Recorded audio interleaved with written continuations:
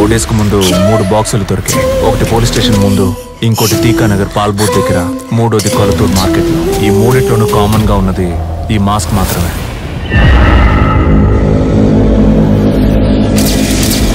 గుర్తుపట్టగలిగారు sir? Sir ఇది అయ్యేటట్టు నాకు అనిపించట్లేదు. శివాని వెంటనే రమ్మని చెప్పలేదు. ఎవరు సార్ అతను?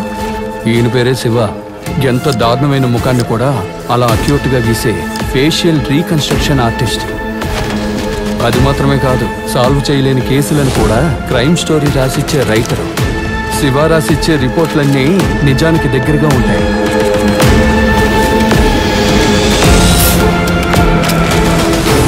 డాగ్ ద్వారా కూడా లీడ్ దొరకకూడదని బాడీ మొత్తం పర్ఫ్యూమ్ చల్లేస్తున్నారు. నువ్వు గీసిందే. ఈ అమ్మాయి ముఖం ఏ మిస్సింగ్ కేసు ఫైల్లోనూ ఇంతవరకు మ్యాచే కాలేదు. ఒకవేళ కంప్లైంటే రాని కేసు అయి ఉండొచ్చు కదా సార్.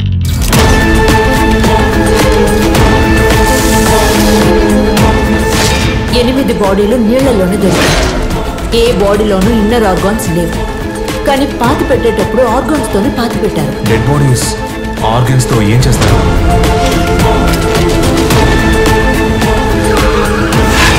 క్రైమ్ సీన్ రాసి ఇవ్వడంతో ఆపేయండికో.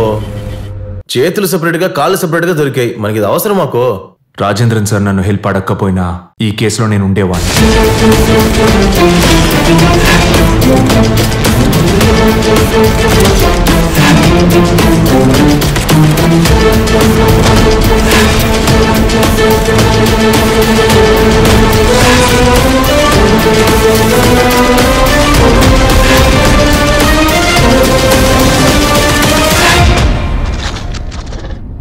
ఒకవేళ ఈ హత్య నేను చేసుంటే తప్పకుండా స్టేషన్ ముందైతే పెట్టేవాడిని కాదు.